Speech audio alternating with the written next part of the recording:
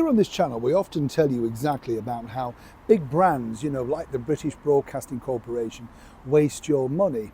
And the problem is, you can look at the Director General of the BBC, Tim Davie, and say, well, how incompetent is he?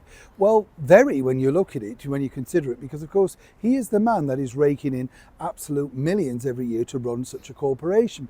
But it is a massive, colossal business. But really, if you look at any business, you'd look at the nuts and bolts and say, what's making money, what isn't? But of course, they've got so many woke managers and, sort of inclusivity managers that really the business of making broadcasting to entertain you and me, well, that's far down the scale because they're too busy ticking boxes. Remember the diversity manager, June Sapong, thousands of pounds a year just to tell people how to put people of colour on screen. I mean, if they're talented, they're on screen. Why do you need somebody to do that? That's the stupidity of where the business is now. Some might say that you couldn't get more stupid than this. Let me explain.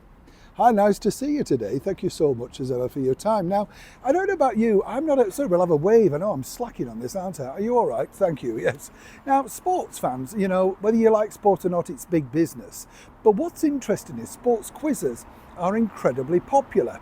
Now, one quiz that did very well on the BBC for just shy of 50 years was a question of sport. So much so that way back when, the brilliant Princess Royal, Princess Anne, appeared on it opposite Emily News. And yeah, well, that was everybody spoke about that at school the day after.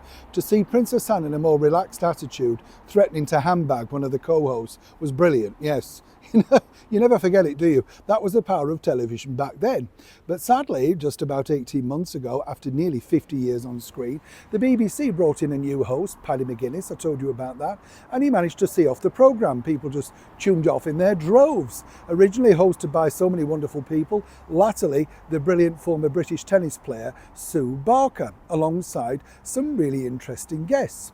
Now, they decided after the BBC indiscriminately fired her, you can dress it up any way you want, but they decided she was too old. So they were bringing in young, fresh blood, and this was going to revitalise it. Well, it switched off the live support and everybody disappeared. But Sue and her former partners in crime of that particular show did a few live theatres and proved to be a mega sellout. I know, who would have thought? People being popular on the TV, people being popular in the theatre.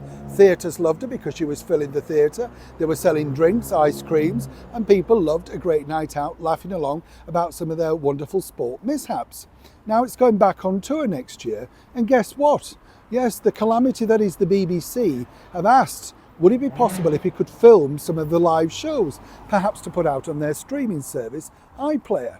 Now, if you think about it, they could have still had a very successful show, kept Sue Barker and co on, kept the ratings, and maybe done this as a sideline and brought even more money in without having to raise the BBC licence fee to up to £169 for every single person, which is taxable over here in the United Kingdom. You see how that works? But no, they let it slip through their fingers. So I go back to what I said to you before. Tim Davie, the Director General, not the brightest of bulbs, gave away £200,000 of your money to the disgraced BBC newscaster, Hugh Edwards. No chance of getting it back, but it's just £200,000. We don't need that. Now they're firing people, but rehiring them at the same time. What a colossal mess this truly is. But it's nice to see that Sue Barker, a lady who is still in her vintage years and doing incredibly well, she's having a lot more fun live on stage. And more importantly, lots of people are coming to enjoy it. How stupid of the BBC once again. Do you agree? Neil Sean in the very heart of Yorkshire.